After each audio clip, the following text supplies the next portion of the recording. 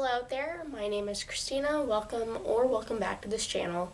This is the place where we gush about the films that we love and try understanding the ones that we don't. On today's agenda is the 1965 musical drama film entitled The Sound of Music. It was directed by Robert Wise and is an adaptation of the 1959 stage musical with the same name. Set in 1938, it is centered around the best-known musical group to come out of this era immediately following World War II, and is centered around a governess, Maria, who serves a widowed naval captain, Georg Ritter von Trapp, and his 7 children. Alright, so some quick background information. Before The Sound of Music, there was Maria Augusta von Trapp. Prior to the publication of her family's memoir entitled The Story of the Trapp Family Singers in 1949, Maria had no desire to write anything pertaining to her own experiences, owing to the belief that she lacked the skills necessary to do so. It is said that a close friend encouraged Maria to write whatsoever so as to prevent her story from eventually being lost or forgotten. And after jotting down a few pages worth, she reluctantly agreed to finish what she had started. The first prize, the highest honor in all Austria, to the von Trapp family singers.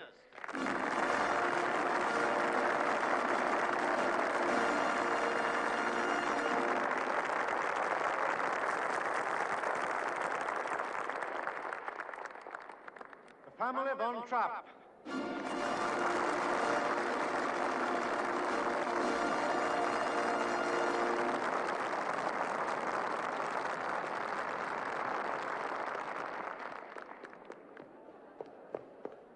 They're gone!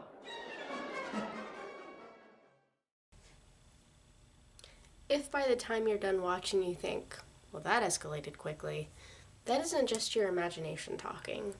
Contrary to how everyone meets on screen, Maria was requested as a tutor for one of Georg's children, also named Maria, in 1926 as a result of them being bedridden after contracting scarlet fever.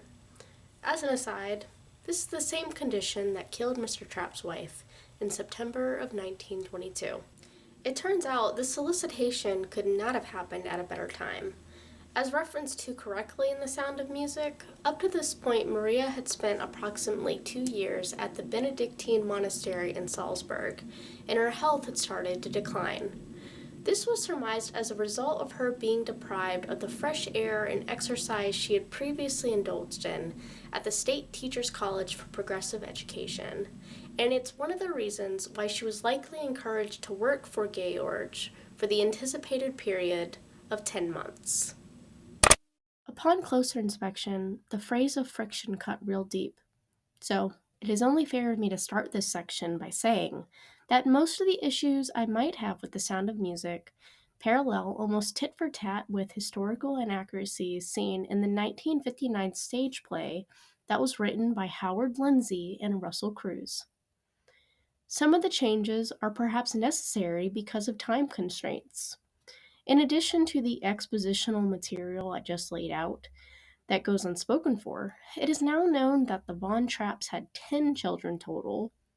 To clarify, Georg had 7 children when Maria was hired, and they had 3 more by the year 1939, and in this film, all of their names have been changed.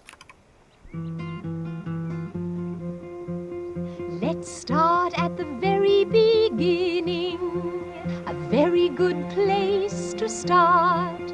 When you read, you begin with A, B, C. When you sing, you begin with do, re, mi.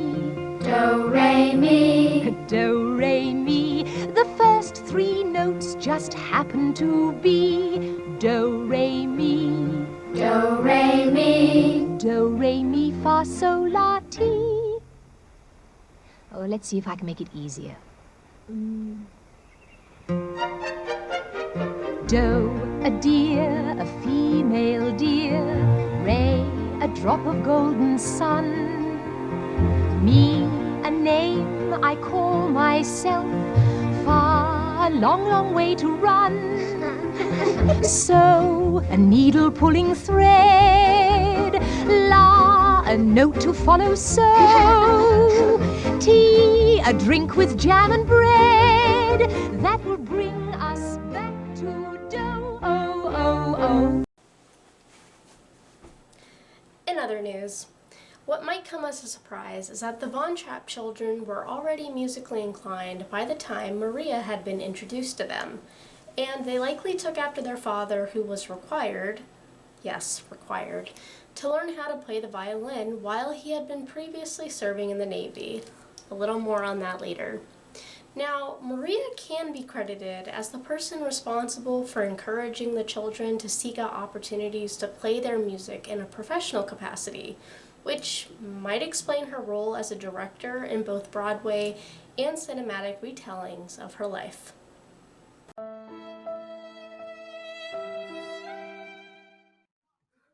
Of greater concern is the extent to which both George and Maria's demeanors have been warped for the sake of conflict. As reported by Maria, and more importantly, George's children, Mr. Trapp was a sweet and sensitive man. Nothing like the draconian and pedantically authoritative figure he has been made out to be both on stage and on screen. By Maria's admission, she was much more of a hothead with a dreadful temper in real life, and she was so much more enamored by the Von Trapp children as opposed to the prospects of being romantically involved with and eventually married to in 1927, Mr. Von Trapp himself. Ironically, this change may have been for the better as far as the Sound of Music's production efforts go.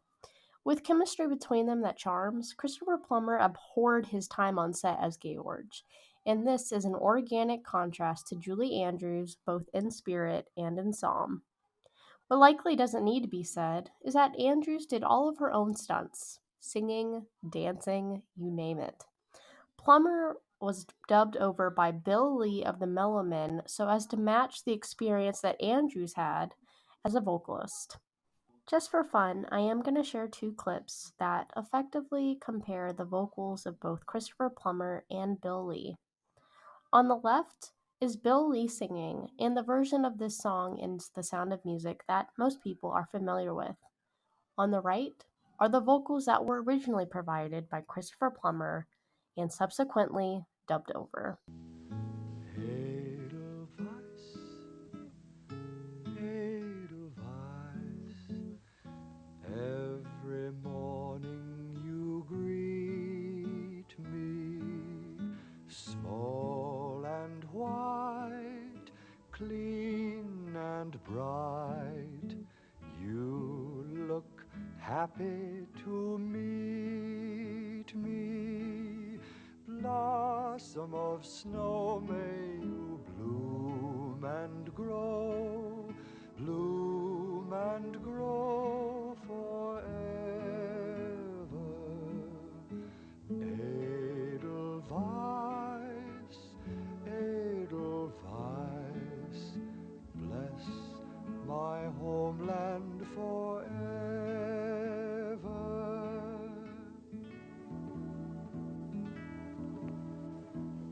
Edelweiss,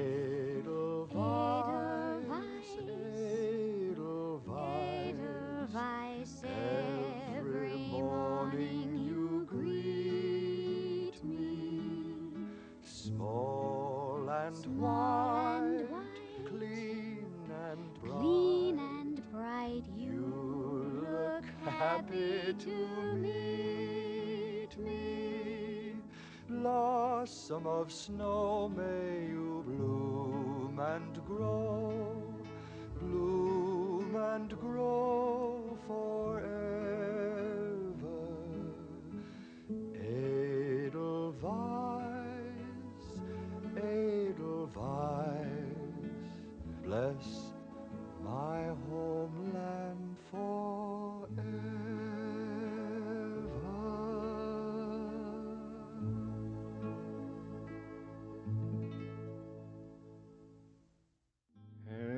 Edelweiss, Edelweiss,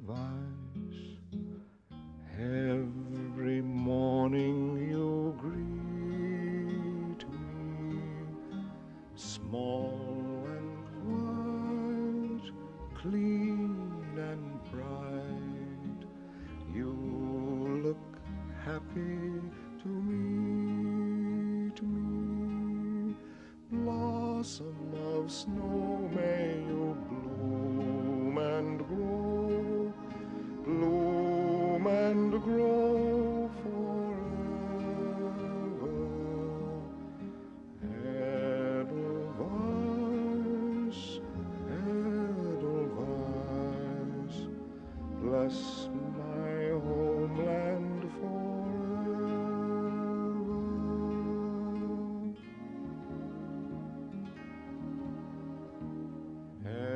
Edelweiss, Edelweiss, every morning you greet me, small and white, clean and bright, you look happy to meet me.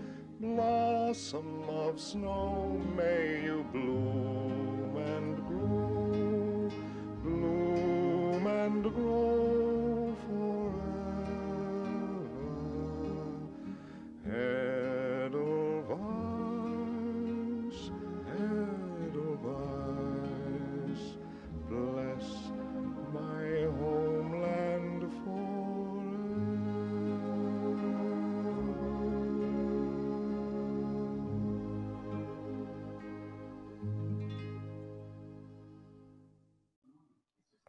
As I will elaborate on further, it is very important to understand that The Sound of Music largely postures itself as an underdog story, and perhaps undeservedly.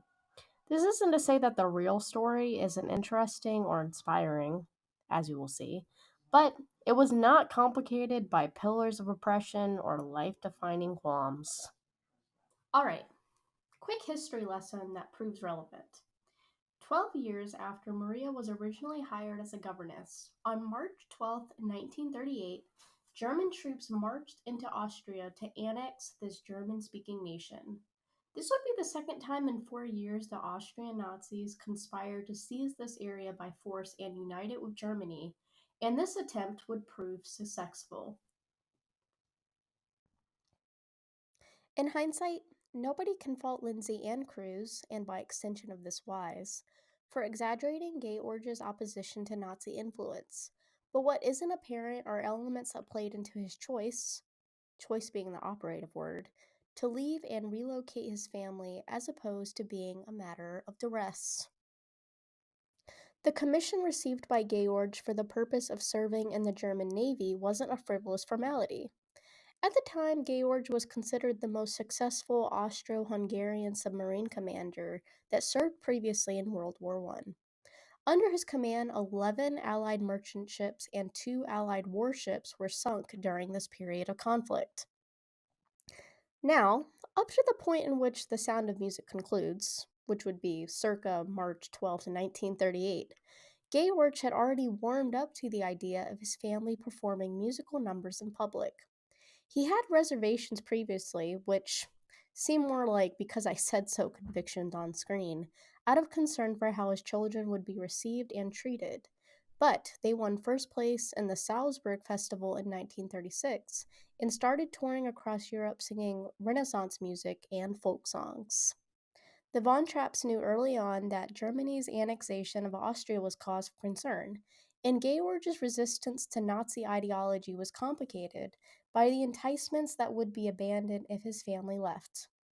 Advantages to staying in Austria included guaranteed critical acclaim as a musical group, a medical doctor's position being offered to his oldest child, and a renewed naval career for George. But it was ultimately decided that it was not worth the risk of being exposed to anti-religious propaganda or outsiders that might be acting as Nazi spies. The Von Trapps left by train and in broad daylight, and once they were in Italy, not Switzerland, they were able to make contact with an American booking agent. They would first travel to London and then set sail to the United States for their first concert tour overseas in 1939. The Von Trapp family would eventually settle down in the state of Vermont in the 1940s, and the Trapp family singers decided to stop touring in 1955. Alright, we're gonna back this presentation up a little bit. I might be speaking for myself, but what struck my curiosity the first time watching The Sound of Music was the reaction of audience members during the Salzburg Festival scene after Georg announces that he likely won't be seeing his fellow Austrians for a while, and then it is clarified that his family won't be able to perform together for a while because of his naval assignment under the Third Reich. The audience members start murmuring, and it's not with a particular sense of disapproval or disgust, but it does imply that they've been caught off guard by this announcement, and it has made them a little confused. For me, this begged the question as to why the Salzburg Festival is held in the first place, and is it contrary to Georg's commissioned naval assignment? And what I found was quite interesting, so check this out. For all intents and purposes, the Salzburg Festival was started in 1920 by playwright Hugo von Hofmannsthal in collaboration with film director Max Reinhardt and composer Richard Strauss. It was originally initiated as a means of reconciling with the destruction caused all across Europe during World War I, something Georg would have been complicit in, and as a way of re-establishing a homogeneous sense of identity amongst all of its attendees. It was, in so many words, a beacon of artistic peace seen as an escape from the pressures of everyday life, and one of many traditions that has persisted through hardships, which includes World War II, and set the stage, literally, for the eventual restoration of Austria as an independent nation on May 15, 1955. Knowing this, it may be easy to understand why the audience in The Sound of Music find themselves perturbed by the implication of another pressing conflict soon to come. And hidden within this weird context, in combination with an urgency to evacuate, are themes related to uncompromising values while simultaneously disposing of characteristics that no longer serve a higher function or fulfill one with purpose. What can I say? People that hate The Sound of Music have their own reasons for doing so, and they don't need more. The Von Trapp family never benefited from its production, owing to the fact that Maria sold the film rights to German producers that were eventually sold to American producers, and in the process she sacrificed the ability to control the way other people would tell her family's story.